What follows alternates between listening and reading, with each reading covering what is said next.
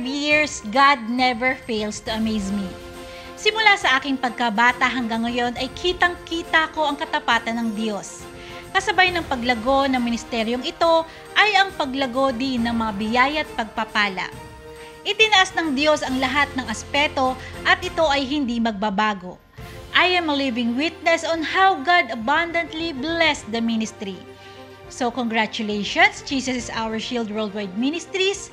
Join us as we celebrate its 35th anniversary with theme Finalizing the Mandate on October 9 and 10, 2 p.m. at Main Church.